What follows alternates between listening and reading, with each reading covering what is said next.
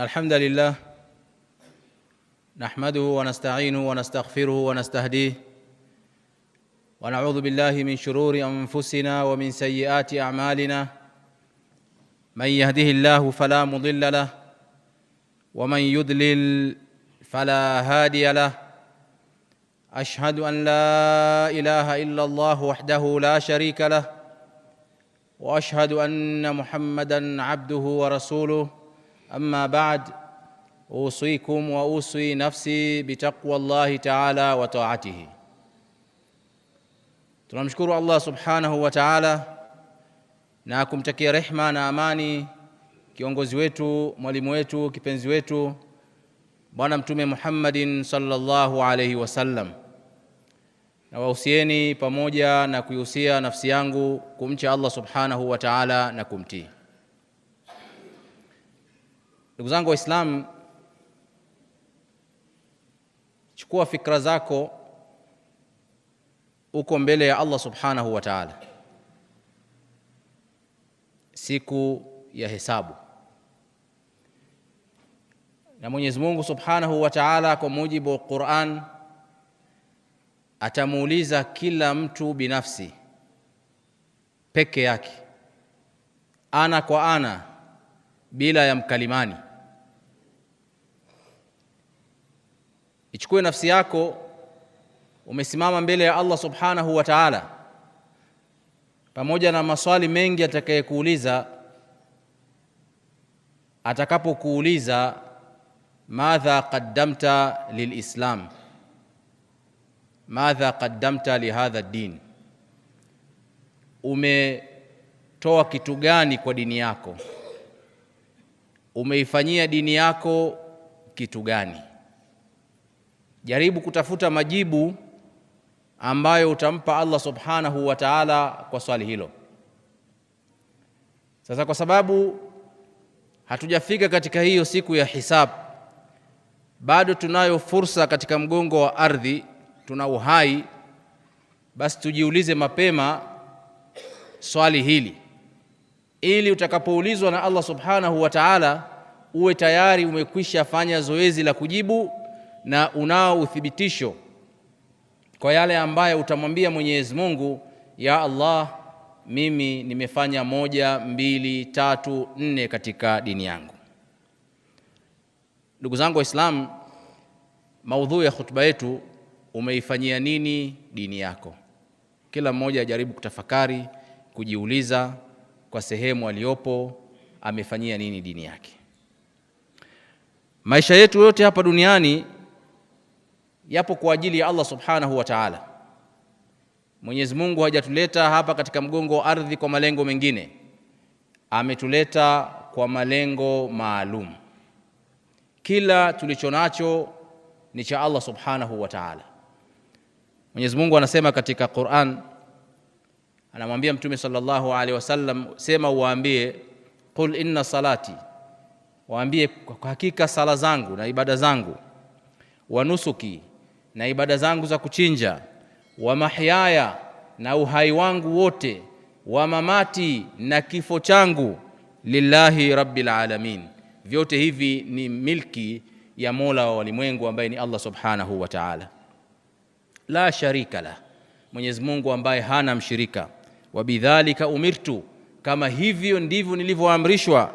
Wa ana awwalul muslimin, basi mimi ndio wa kwanza kujisalimisha kwa Allah subhanahu wa ta'ala. Aya hii ndugu zangu inaonyesha sisi hatuna tunachokimiliki. Vyote tulivyo navyo ni milki ya Allah subhanahu wa ta'ala. Uhai wetu, kifo chetu, ibada zetu mbalimbali tunazozifanya, zote ni kwa ajili ya Allah subhanahu wa ta'ala. Kwa hiyo hatuna ambacho tunaweza tukasema hichi ni cha kwangu au hichi ni cha kwetu. Ndugu zangu, kuwa mimi na wewe ni Waislamu ni fadhila kubwa ambayo tunatakiwa tumshukuru Allah subhanahu wa ta'ala kwa fadhila na neema hiyo. Lakini Uislamu ni masulia. Uislamu ni responsibility, ni masulia, sio nasaba au kabila au kajinasibisha tu kwamba mimi ni Muislamu wakati huna masulia yoyote unayoyafanya katika Uislamu. Uislamu ni masulia, Uislamu ni commitment, sio khiari. Kuwa kwako Muislamu maana yake tayari umeshajicommit kwamba wewe ni sehemu katika umma wa Kiislamu na una mchango utakaochangia kwa njia moja au nyingine katika umma wako wa Kiislamu. Hivyo basi kila mmoja miongoni mwetu, ndugu zangu Waislamu, ajiulize kwa dhati kabisa na areflect maisha yake yote hadi sasa katika umri uliokuwa nao, halafu jiulize umeufanyia nini Uislamu mpaka sasa hivi. Hapa ndugu zangu watuzungumzie, mimi nimeswali, hiyo ni ibada ya kwako. Mimi nilifunga, hiyo ni ibada ya kwako. Mimi nimetoa zaka, hiyo ni amri ya Mwenyezi Mungu. Mimi nilienda hija mara ngapi, hiyo inakuhusu wewe. Lakini umefanyia nini umma wako? Umefanyia nini Uislamu nje ya ibada hizi ambazo uliamrishwa? Ndio tunatakiwa tu reflect, tuangalie, turudishe nyuma, alafu tujijibu kwa ukweli kabisa kwamba mimi mchango wangu katika Uislamu ni huu hapa. Ndugu zangu, chukua muda kidogo, halafu tafakari hali ya Uislamu mtaani kwako, pale unapoishi. Usiende mbali sana, pale mtaani kwako unapoishi, hali ya Uislamu ikoje? Hali ya Uislamu katika ule msikiti wa mtaani kwako pale unaingia kuswali swala 5 pale, hali yake ikoje ule msikiti? Jaribu kutafakari, halafu angalia mchango wako wewe katika ule msikiti. Ni kuimarisha ule msikiti au kuubomoa ule msikiti? Ni kuleta mtengamano katika msikiti au kuleta farka ndani ya msikiti? Au huingii kabisa katika msikiti wala hufahamu msikiti? Haya ni masala ya kujiuliza katika ngazi ndogo sana ya mtu binafsi, katika ngazi ya mtaani kwake. Angalia madrasa anayesoma mtoto wako katika mtaa wako ikoje? Ushawahi kuitembelea? Unajua madarasa jinsi yalivyo? Unamjua mwalimu wa madrasa wa mtoto wako? Unajua anaishi vipi, analipwa na nani? Haya ni masala ya kujiuliza kila Muislamu, ili aangalie mchango wake katika ngazi ya chini kabisa ya sehemu ambayo anaishi. Inawezekana hiyo madrasa hata wewe ulisomea katika hiyo madrasa ulivyokuwa mtoto, lakini sasa hivi umeshakuwa mtu mzima, huna habari nayo, watoto wako wanakwenda kusoma pale. Lakini umejiuliza ile madrasa ikoje? Angalia hali ya Uislamu katika mji wako, angalia hali ya Uislamu katika taifa lako, halafu jiulize tena, wewe kama Muislamu una mchango gani? Umeifanyia nini Uislamu wako? Ndugu zangu, Allah subhanahu wa ta'ala hajatuumba kuja hapa duniani bure. Ametuumba kwa malengo, na Mwenyezi Mungu subhanahu wa ta'ala kutufanya sisi Waislamu tumechukua dhamana ya hayo malengo tulioumbiwa na Allah subhanahu wa ta'ala. Haitoshi kuwa Muislamu kwa jina lako, haitoshi kuwa Muislamu kwa kutamka mimi ni Muislamu, haitoshi kuwa Muislamu kwa kuvaa kanzu na baragashia na madhari ya Kiislamu. Yote hii haitoshi, na sio lengo tulilotiwa na Allah subhanahu wa ta'ala tuje tuishi katika ulimwengu huu kimadhahir na kuzungumza tu mdomoni kwamba mimi ni Muislamu, mimi ni Muislamu. Lakini Uislamu upo katika kile ambacho unakifanyia katika Uislamu. Mwenyezi Mungu subhanahu wa ta'ala anatuuliza, afahasibtum, hivi nyinyi mnadhania, annama khalaqnakum abatha, kwamba sisi tumewaumbeni bure, abatha yani bila lengo lolote, wa annakum ilaina la turja'un, na kwamba nyinyi siku moja kwetu sisi hamtarejeshwa. Hili ni swali Allah subhanahu wa ta'ala anatuuliza ndani ya Qur'an. Je, mnadhania tumewaumbeni bure mje tu duniani muishi mnavyotaka nyinyi? Je, mnadhania kwamba hakuna siku moja mtarejeshwa kwetu? Na mtakaporejeshwa kwetu, je, mnadhania hatutawauliza maswali katika maisha tuliyowapa na dhamana tuliyowapa? Kwa hiyo hatukuumbwa bure ndugu zangu Waislamu, hatukuletwa na kufanywa sisi Waislamu bure. Kuna lengo ambalo Allah subhanahu wa ta'ala analihitaji kwa kila mmoja miongoni mwetu, na ataulizwa yeye peke yake bila ya mkalimani na Allah subhanahu wa ta'ala. Ndugu zangu Waislamu, hali ya umma wetu wa Kiislamu hairidhishi. Tupo wengi sana, lakini wengi wetu ni kama povu, hatuna uzito na tunayumbishwa na mawimbi. Hii ni kwa sababu wengi wetu hatujishughulishi na Uislamu. Tumetosheka kuwa sisi ni Waislamu, tumeitwa Waislamu, labda tunaswali swala 5 na ibada nyingine, lakini hatujishughulishi na masala yanayohusiana na Uislamu. Uislamu na mambo ya Kiislamu wameachiwa watu wachache, mashekhe wachache, hawa ndio watashughulikia masuala ya dini. Na wameachiwa watu wanaitwa matajiri wachache, hawa ndio wanahusika na masala ya dini. Lakini 90% ya Waislamu ni watazamaji tu, wanaangalia, hawashiriki katika maendeleo ya dini tukufu ya Kiislamu. Wamewaachia watu wachache kwamba hawa ndio wana dhamana ya kuangalia Uislamu, kuusukuma Uislamu mbele, kutatua changamoto za umma. Hawa ndio wanahusika. Ukizungumza mashekhe mpo bwana, mbona matajiri wapo bwana, wewe uko wapi katika hii nafasi? Mchango wako ni upi katika kuhudumia dini yako ya Kiislamu? Kwa changamoto hizi zinakuwa nyingi kwa sababu asilimia zaidi ya 90 wamekaa pembeni, hawajihusishi na masala ya umma. Ndugu zangu, kama masahaba wa Mtume sallallahu alaihi wasallam wangekuwa na mtazamo huu tulionao sisi leo, wallahi Uislamu usingefika hapa kwetu hata siku moja. Ungebakia kule kule Jaziratul Arab. Kwa sababu wangekuwa na mtazamo wa kibinafsi, mtazamo huu ambao tunao hivi sasa, hakuna mtu anajitoa muhanga kuhusiana na dini yake tukufu ya Kiislamu, tusingeuona Uislamu huko kwetu. Lakini Uislamu umefika kwetu kwa juhudi za kila mmoja miongoni mwao kuhakikisha kwamba huu Uislamu unafika katika umma wote wa Kiislamu. Mtume sallallahu alaihi wasallam alipoanza da'wa yake, maswahaba wa mwanzo kusilimu walielewa kwamba kutamka shahada si maneno tu yanayozungumzwa na mdomo, ni commitment ambayo unaitoa mbele ya Mwenyezi Mungu kwamba mimi kuwa kwangu Muislamu, maisha yangu nitafanyia kazi Uislamu wangu. Walielewa hicho kitu. Ndio maana Saidina Abu Bakar radhiallahu anhu, mtu wa kwanza kutamka shahada kwa Mtume sallallahu alaihi wasallam, alifahamu ana jukumu, ana commitment baada ya kutamka ile shahada. Aliondoka baada ya kutamka shahada, siku ya pili alirudi akiwa na maswahaba 5 ambao anakuja kuwatamkisha shahada mbele ya Mtume sallallahu alaihi wasallam, maswahaba wakubwa kabisa. Abu Bakar hakuwa na ile elimu kubwa ya dini, ametamka shahada leo, kesho ameleta watu 5 wakubwa, vigogo katika vigogo wa Makuraish, wanakuja kutamka shahada kwa Mtume sallallahu alaihi wasallam, kwa sababu alijua masulia yake yeye ni kumsaidia Mtume sallallahu alaihi wasallam katika kufikisha da'wa.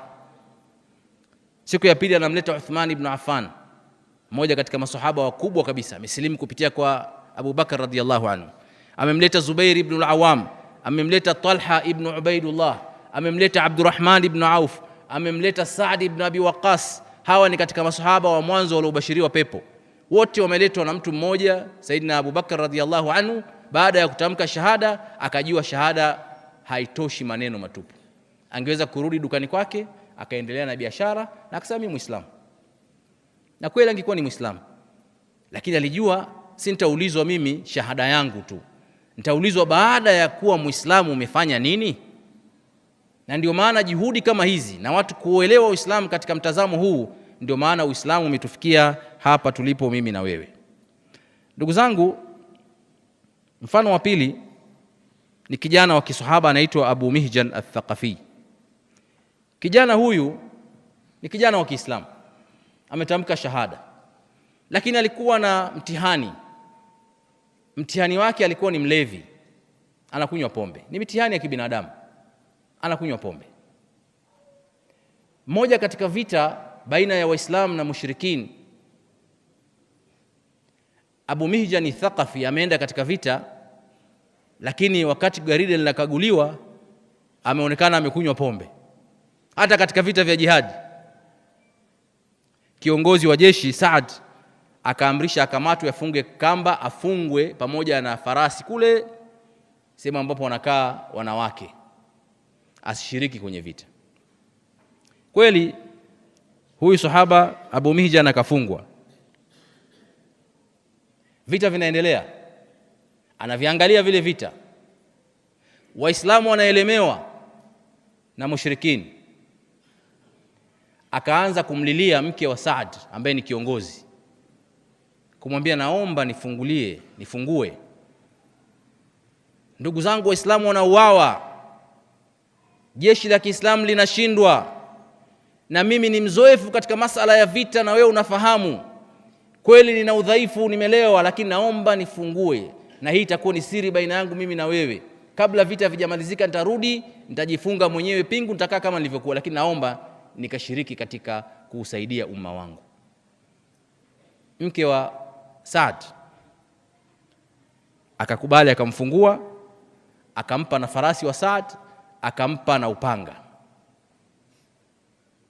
Abu Mihjan akajifunga kilemba, akabakiza macho tu ili asijulikane, akaingia katika uwanja wa mapambano. Kwa sababu alikuwa ni mahiri katika vita, akaweza kubadilisha mizani ya vita kwa kipindi kifupi kabisa mpaka Waislamu wakashinda. Kabla vita vijamalizika, akarudi akamwambia yule mama mfunge, akajifunga tena kamba, akabaki kama alivyo. Saada anamaliza vita na kuja kuongea na mke wake, anamwambia kumetokea kitu cha ajabu sana leo, tulikuwa tunaelemewa kweli, lakini Allahu aalam, sijui Mwenyezi Mungu ametuma malaika, sijui, lakini kuna mtu ameingia pale, amejifunga kilemba, amejifunika multham, haonekani sura yake, amepanda farasi anayefanana na farasi wangu. Kama ingekuwa farasi wangu hajafungwa ningesema amemchukua yeye. Alichokifanya pale ni kitu cha ajabu. Yule Salma kaanza kucheka, akamwambia huyo unayemzungumzia ni yule mlevi wako yule pale, tumemfunga kamba. Subhanallah. Saad machozi yakawa yanamtoka kwa sababu ni mtu ambaye alikuwa anamchapa viboko kila siku kwa ulevi. Akaenda akamwambia, ndugu yangu, wallahi kuanzia leo sitakuchapa fimbo tena kwa kazi ambayo umeifanya. Na yule kijana akasema, na mimi naapa kwa Mwenyezi Mungu, kuanzia leo pombe kwangu itakuwa ni haramu na sitaisogelea kabisa. Shahid katika kisa hichi ni kwamba huyu ni kijana wa Kiislamu, pamoja na madhaifu alionayo, lakini alijua kwamba ana mchango, anatakiwa kuchangia dini yake. Leo vijana wengi wa Kiislamu ukiwauliza katika masala ya dini yao, wanakuambia mimi bwana, mimi nitachafua dini yangu bwana, mimi bwana nilivyo. Hayo madhambi yako ulionayo Mwenyezi Mungu anayafahamu, lakini pamoja na madhambi ulionayo, pamoja na udhaifu ulionao, pamoja na kasoro ulizonazo, umeuchangia nini au umechangia nini dini yako? Kwa hiyo kila Muislamu kwa nafasi alionayo ataulizwa kuhusiana na mchango wake na ameusaidiaje na ameisaidiaje dini yake tukufu ya Kiislamu. Ndugu zangu Waislamu, kijana mmoja hapa Iringa miaka 15-16 iliyopita aliona nuru ya Uislamu, akasilimu, akafukuzwa na familia yake, akapata wahisani wakamsaidia, akasoma, akamaliza elevo, akaenda chuo kikuu akamaliza, akaajiriwa. Lakini wakati alikuwa amesilimu alisema, mimi katika mambo ambayo yananiumiza ni kwamba wazazi wangu mpaka sasa hivi hawajaiona haki. Anatoka katika maeneo ya Njombe ndani kabisa huko, na akasema kijiji changu chote hakuna Muislamu hata mmoja. Mimi maisha yangu, elimu yangu, kazi nitakazofanya, nitahakikisha kwamba naingiza Uislamu katika eneo langu. Hivi ninavyozungumza ndugu zangu, amejenga kwa juhudi zake mwenyewe, kwa pesa zake mwenyewe, markaz kubwa ya Kiislamu ndani kabisa ya vijiji vya Njombe. Anaifund mwenyewe, anaisimamia mwenyewe, na mwenyewe ametafuta na elimu ya dini, na Uislamu umepatikana katika eneo lile. Ni mtu ambaye hajazaliwa katika Uislamu, lakini baada ya kutamka shahada akasema, lazima nifanye hichi kitu. Mimi na wewe ambao Allah ametujalia tumezaliwa ndani ya Uislamu, tujiulize kuna kitu gani tulichokifanya au kitu gani tunakusudia kukifanya kwa ajili ya umma wetu wa Kiislamu. Familia yake yote alhamdulillah wamekuwa ni Waislamu na wametangulia mbele ya haki. Ndugu zake wote wamekuwa Waislamu na ndio wanaosimamia markazi hiyo. Hakuna kinachoshindikana kama nia na wivu wa kuhudumia dini yako upo. Allah subhanahu wa ta'ala atakupa taufik. Ndugu zangu, jiulize, mtaani kwako kuna madrasa ngapi, zina hali gani, na wewe umechangia nini katika hizo madrasa?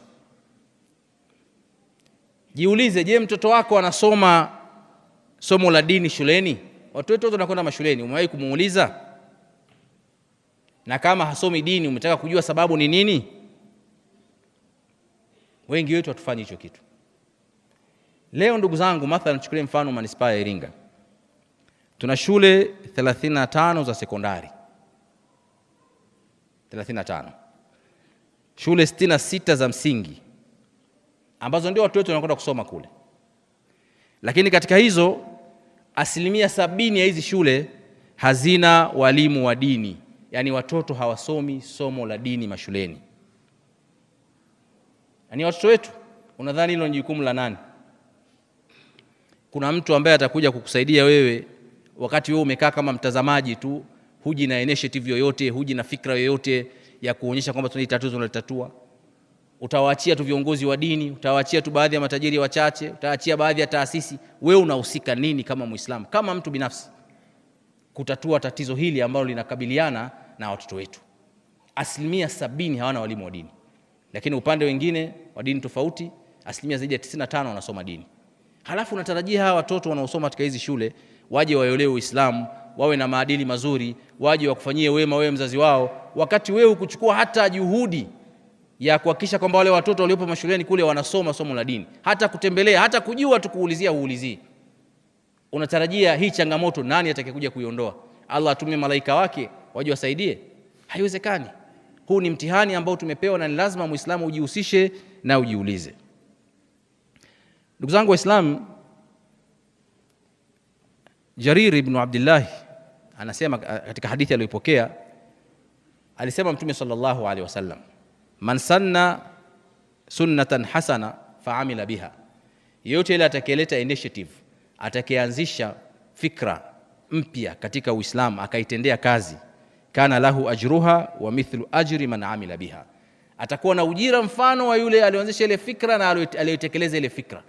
Kwa maana nyingine, Mtume sallallahu alaihi wasallam anahimiza kuja na initiatives na fikra za kukwamua kutoka katika matatizo. Na sababu ya Mtume sallallahu alaihi wasallam kuzungumza hadithi hii, Jariri anasema tulikuwa siku moja kwa Mtume sallallahu alaihi wasallam msikitini, time za mchana. Fajaahu qaumun hufatun ura, wakaja watu kutoka majangwani, hufa, hawana hata viatu, yani wanatembea miguu chini. Uratun, wako shibhu uchi, yani sehemu zao za siri zile zimehifadhiwa na vitambaa kutokana na umaskini, na ni Waislamu hawa. Anasema walivyokuja msikitini, ile hali jinsi ambao wamekuja nayo, uso wa Mtume sallallahu alaihi wasallam utamaara, ukabadilika kwa huzuni, ukawa mwekundu. Hakuweza kuendelea kukaa msikitini, akaingia katika chumba cha Bi Aisha radhiallahu anha, mpaka alipofika wakati wa dhuhuri ndo akatoka. Akapanda kwenye mimbar, akawaambia Waislamu. Inasemekana kwa sababu ya hali zao walizokuwa nazo, hata kuswali kwa kurukuu ilikuwa na rukuu kwenye pembeni mwa ukuta, mtu asikae uchi, yani hana nguo kabisa kwa umaskini. Mtume sallallahu alaihi wasallam akatoa khutba ya kuambia Waislamu, tumewaona ndugu zetu. Wakati Mtume sallallahu alaihi wasallam anaendelea kutoa khutba, kasimama mtu mmoja, baada tu kumaliza akatoka bila kumwambia mtu yote, akaenda nyumbani kwake, akakusanya tende alizokuwa nazo, mtu wa kawaida kabisa maskini, akabeba kwenye nguo yake mkononi. Mtume anamaliza hutuba yake na yule bwana amefika na tende zake na nguo zake, akaziweka pale kwamba mimi nimeleta hichi kitu. Masahaba wakubwa walivyoona vile, wote wakatoka, kila mtu akaenda kuleta ambacho Allah subhanahu wa ta'ala amemjalia. Anasema mpokezi wa hadithi, baada ya muda niliona kuumaini min at-ta'am wa thiyab, yani milima miwili ya vyakula na mlima ya nguo ambazo zimeletwa na masahaba Mtume sallallahu alaihi wasallam. Mtume sallallahu alaihi wasallam akamgeukia, akawageukia Waislamu na akawaambia, man sanna fil islami sunnatan hasana, atakayeanzisha jambo katika Uislamu jema kama aloanzisha huyu ndugu yetu hapa. Yeye ndo kalianzisha, kaleta initiative, hakuna mtu kamwamrisha, lakini kaona ana wajibu wa kufanya, basi atakuwa na thawabu ya kile alichokifanya, na kila atakayetumia fikra ile atakuwa na malipo mbele ya Allah subhanahu wa ta'ala. Sasa mimi na wewe ndugu yangu Muislamu, tuna ubunifu gani katika kutatua matatizo haya ambayo yanajitokeza katika jamii yetu? Fikra zako ni zipi? Alhamdulillah, nimeona baadhi ya Waislamu wameanzisha magrupu ya WhatsApp maeneo tofauti tofauti. Wallahi wanasomesha watoto, wanawapeleka watoto vyuo kwa grupu la WhatsApp tu. Wamewekeana commitment, kila mwisho wa mwezi labda mtu atoe kuanzia 10,000 na kuendelea. Ni fikra ndogo, lakini zinaleta solutions ya matatizo ambayo jamii yetu inakabiliana nayo. Wewe leta fikra, fanya fikra, anzisha fikra. Usingojee watu fulani wafanye, anzisha wewe, isimamie kwa uadilifu ili uwe na hoja kesho mbele ya Allah subhanahu wa ta'ala, kama Mwenyezi Mungu, mimi nilijitahidi nikaleta ideas hii katika umma wangu na zikafanywa kazi, zilifeli, zilifanikiwa. Hiyo sio kazi yako. Wewe leta fikra, jihusishe na masala ya umma, angalia changamoto za umma, utazitatua vipi. Lakini swala la kuwa ni tegemezi, unategemea kuna watu wengine watakaotatua, wewe utakuwa ni muangalizi tu, na si ajabu kawa ni mlalamishi, kazi yako ni kulalamika tu. Kusema kweli, hili ni tatizo kubwa. Kwa ndugu zangu, umma wetu unakabiliwa na changamoto nyingi. Kila mmoja miongoni mwetu ni mas'ul. Kuanzia wale waliojipa nafasi za uongozi, wana masuhulia makubwa zaidi ya kuangalia kwamba umma, changamoto zilizopo katika umma zinatatulika, na kidogo kidogo maendeleo yanapatikana, kidogo kidogo nia za watu zinabadilika, kidogo kidogo Waislamu wanajihusisha katika masala ya kusukuma mbele gurudumu la dini yao tukufu ya Kiislamu. Barakallahu li wa lakum bil Qur'anil Karim wa nafa'ani wa iyyakum bidhikril hakim. Aqulu qawli hadha wa astaghfirullaha li wa lakum fastaghfiruhu wa antum muqinuna bil ijaba. Alhamdulillah wal aqibatu lil muttaqin wa la udwana illa 'ala adh-dhalimin. Ashhadu an la ilaha illa Allah wahdahu la sharika lahu وأشهد أن محمدًا عبده ورسوله أما بعد. إن الله وملائكته يصلون على النبي يا أيها الذين آمنوا صلوا عليه وسلم تسليمًا. اللهم صل على محمد وعلى آل محمد كما صليت على إبراهيم وعلى آل إبراهيم في العالمين إنك حميد مجيد. وبارك على محمد وعلى آل محمد كما باركت على إبراهيم وعلى آل إبراهيم في العالمين إنك حميد مجيد. اللهم أعز الإسلام والمسلمين وأذل الشرك والمشركين ودمر أعداءك أعداء الدين برحمتك يا أرحم الراحمين. اللهم آتنا في الدنيا حسنة وفي الآخرة حسنة وقنا عذاب النار برحمتك يا أرحم الراحمين. اللهم اشف مرضانا ومرضى المسلمين. اللهم اشف مرضانا ومرضى المسلمين. اللهم اشف مرضانا ومرضى المسلمين برحمتك يا أرحم الراحمين. اللهم آت نفوسنا تقواها وزكها أنت خير من زكاها أنت وليها ومولاها برحمتك يا أرحم الراحمين. وآخر دعوانا أن الحمد لله رب العالمين. قوموا إلى صلاتكم يرحمكم الله.